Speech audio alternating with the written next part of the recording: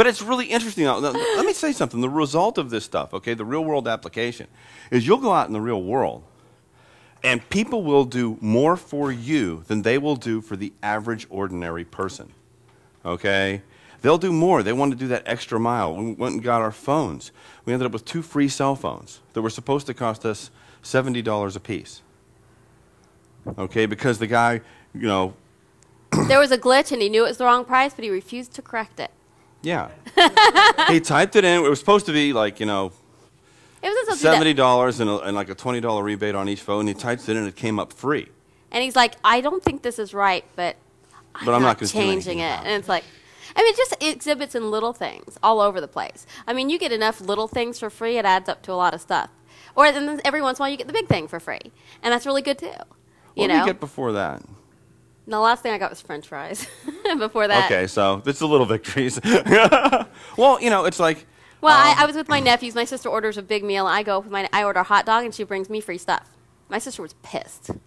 Yeah, she still doesn't understand it. She doesn't understand. She keeps looking at me going, well, why don't you just use what you do? And I go, all right. And then I go get something free, and then she's like, it was supposed to fail, so I can go, yeah. The same place. Do any of you guys know what Dollywood is? Anybody been to Dollywood? No. Dollywood is kind of fun in a kind of down-home, redneck, backwoods. Amusement park sort of way. I mean, they've got one of the best roller coasters in the world. I mean, it was in the top 5, I think. You know, and they got a giant water park and they've got all this stuff. So we go there, and Kim has lost her little season pass. And it's supposed to cost, what, $20? Just $15. Or $15 to get a new one. And her sister goes, oh, why don't you go use what you teach? Because she was the one who lost my pass. So she was being snitty. Okay. So Kim goes up there, and it was a beautiful thing to watch. She starts talking to the guy and notices, was it a picture of his daughter or something? Well, no, that was after he'd already given me what I wanted for free. Oh, what'd you notice first? No, it was like a couple years ago, so I don't know. I elicited the state in him with rapport before I looked at him. Yeah. Which was the state of? I don't remember. It was a long time ago. So I'm watching him, and this guy is looking at Kim like he's one of, you know, he just wants to help her. Yeah. All right? And she didn't, not once did she ask for it for free. Not once. She was ready to pay the $15. And then but I didn't want to. Yeah. Then, you know, she was ready to,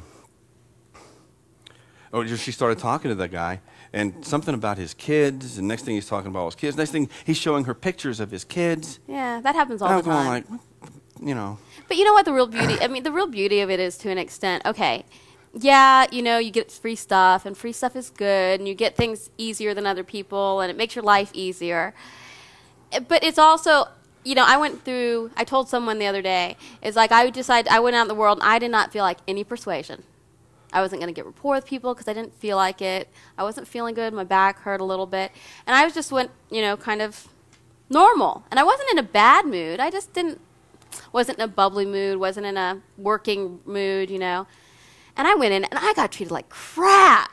I mean, it was like I got treated like I was a thief by the lady at the front. And I just got treated like absolute crap by everybody, like store after store. She and calls I was me up like, everybody's being mean. I was like, what is going on here? And it was like, I was so irritated. Well, and the funny thing is. And then I got home and I thought about it. I thought, well, I didn't do anything to these people. I wasn't even in a bad mood.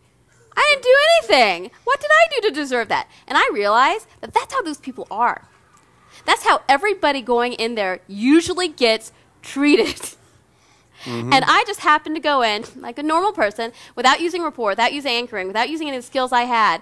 And I got treated like crap. And I decided, it's not fun to be normal. I don't like normal. I love rapport. I love anchoring because, man, it stinks to be treated like that all the time. And that's how they treat everybody else. And I deserve to be treated better than that. Oh, and what's really weird is when you get used to being treated really better, well, when you start getting treated like everybody else, it does feel like you're getting treated like crap. And then realize, well, those people out in the real world get treated like crap all the time. And then you think the person in front of me got treated like that. The person behind me got treated like that. Everybody else gets treated like that. And I'll tell you guys, when you get used to doing this stuff, you don't get treated like crap that often. You get used to being treated like you're special. And it's good. That's a great reason to go practice, though. You have to practice. It doesn't happen automatically. You go out and you practice dealing with different types of people. Okay? But that's what we want you guys to have. I mean, it's nice to be treated better than everybody else. And I think everybody in this room should have that. I do. I really believe everybody in this room can accomplish that if you guys work at it, at the skills, at anchoring, at rapport, all of that.